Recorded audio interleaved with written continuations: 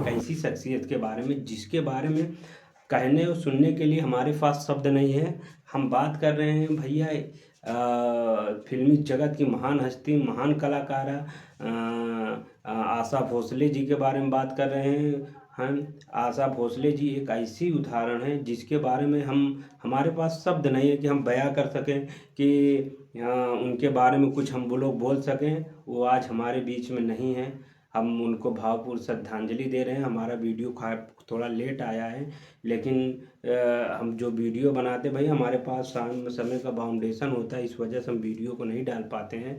और हमने उनको श्रद्धांजलि भी दिया था, हमारे वीडियो में हमने दिया था।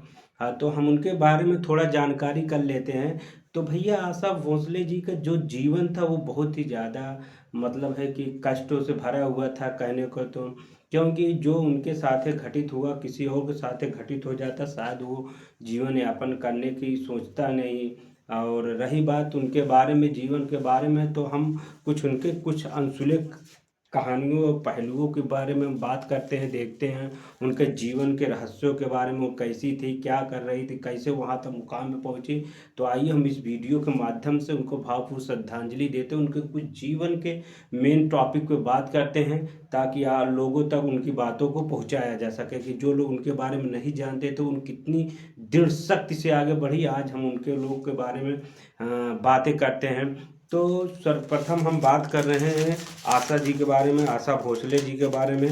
तो हम आशा भोसले जी का जन्म भैया हुआ था 8 दिसंबर 1933 को उनका जन्म हुआ था। अभी 12 अप्रैल को उनका निधन हुआ है, 12 अप्रैल 2026 में। ये जो इनका जन्म था, इनका पूरा नाम भैया था आशा आशा आशा आशा कह के आशा भोसले कुछ का के बीच में नाम था।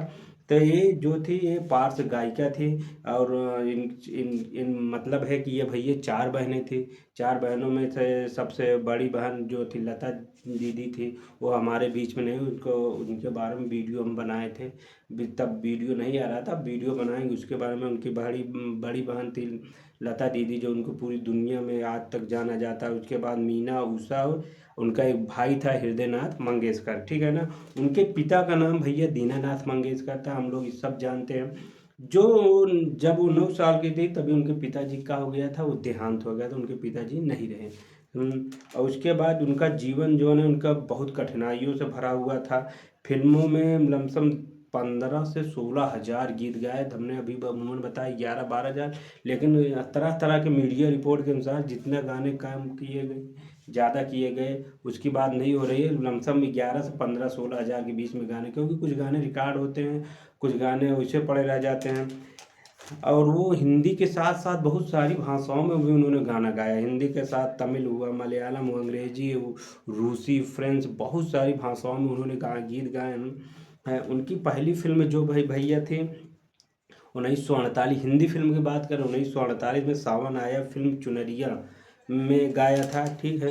उनका भैया उस समय क्या होता था, उस समय बाल विवाह होता था। बाल विवाह होने के साथ उनकी जो 16 वर्ष की आयु में जो थी 16, अब थोड़ा उनके जीवन के बारे में हम बात कर रहे हैं, थोड़ा उनके जीवन के बारे में, उनके जीवन कैसे था इसके बारे में टॉपिक पे बात कर रहे हैं।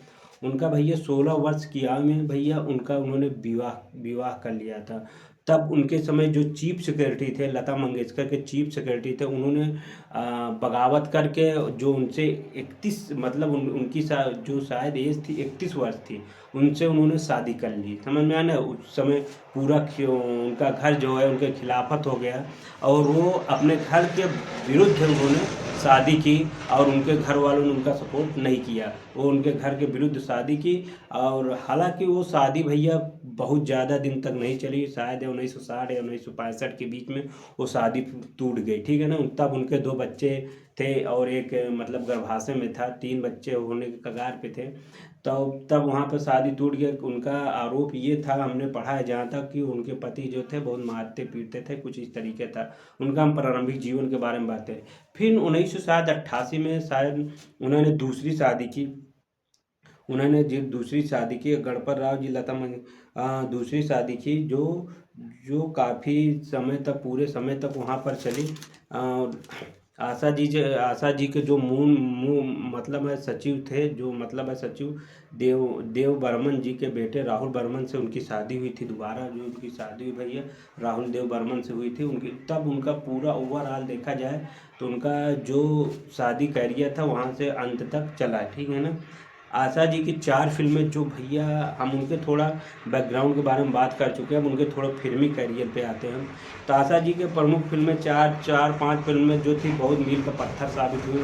आशा जी की आवाज़ जो भैया थी बहुत हैवी थी, उनको पहले नंबर ऑडिशन में कोई काम नहीं देता नहीं था ज़्यादा, क्योंकि उस समय जो बोलबाला था भैया लता मंगेशकर, रफ़ी जी, जितने भी मशहूर कलाकार थे, किशोर दा, ये सब भी बहुत मशहूर कलाकार थे, उन लोगों को चांस ज़्यादा दिया जाता था और ऐसे कलाकारों को चांस कम दिया जाता था, ठीक है। इनके जो 4-5 प्रमुख फिल्में थी, नया दौर 1957 में ब्लॉकबस्टर, उनमें जितने गाने थे भैया इन्होंने गाए थे वो ब्लॉकबस्टर हिट हुए। उसके बाद तीसरी मंजिल 1966 में आई, ये भी, इसमें भी जितने गाने थे भैया उसमें भी हमने अच्छी खासी सर्च की, वो भी अच्छे खासे गाने चले। फिर 1966 में उमराव जान, वो 1981 में आई, और रंगीला 1995 में आई, जो काफ़ी हिट हुई, ठीक है ना। इनका जीवन भैया काफ़ी कठिनाइयों से भरा था। कहा जाता है ये कि भैया इनके जो एक बेटे थे उनको 2012 नहीं 2012 में का कहते हैं कैंसर से मौत हो गया था, और इनकी एक बेटी ने जो है उनकी फांसी लगा कर आत्महत्या कर ली थी, क्योंकि इन्हीं सब कारणों की वजह से उनका जीवन भैया बहुत कष्टमय था। और इनको भैया हम पुरस्कार की बात करते हैं, आशा जी के बहुत सारे फिल्म फेयर पुरस्कार में मिले, तना मतलब जिस जगह से थी मतलब राष्ट्रीय और अंतर्राष्ट्रीय दोनों जगहों पर इनको काफ़ी सराहना मिली और काफ़ी सारे पुरस्कार भी इनको मिले।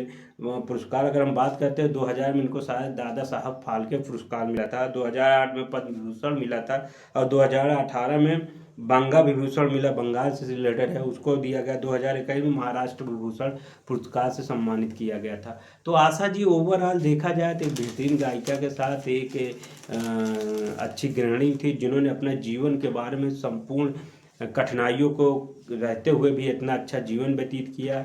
आज हमारे बीच नहीं है, हम उनको भावपूर्ण श्रद्धांजलि दे रहे हैं। वो अमर हैं भई, हमारे कहने का मतलब है ऐसी गायिका पृथ्वी पे पुनः हल्दी जन्म नहीं लेंगी, क्योंकि उनके जाने से भारत के जो फिल्मी मीडिया बहुत मतलब है बहुत सारा नुकसान होगा, क्योंकि वो बहुत ही बेहतरीन टैलेंटेड और नंबर 1 कलाकारा गायिका के रूप में थी। उन्होंने अनेक बहुत सारे फिल्मी गाने दिए और बहुत सारे उन्होंने कहानियाँ भी लिखी है, और उसके बारे में जिक्र नहीं हो सकता, छोटा सा वीडियो बनाते हैं। तो अगर आप हमारी वीडियो अच्छी लगती है लाइक और सब्सक्राइब कर दीजिए। हम और अच्छी अच्छी वीडियो बनाने का प्रयास करते हैं, बोलने का भी प्रयास कर रहे हैं, ज़्यादातर बोलने की एक्टिंग होती है। तो अगर आप लोग हमारी वीडियो अच्छी लगती है लाइक और सब्सक्राइब कर दिया करो। मिलते हैं किसी और वीडियो में, तब तक जय हिंद।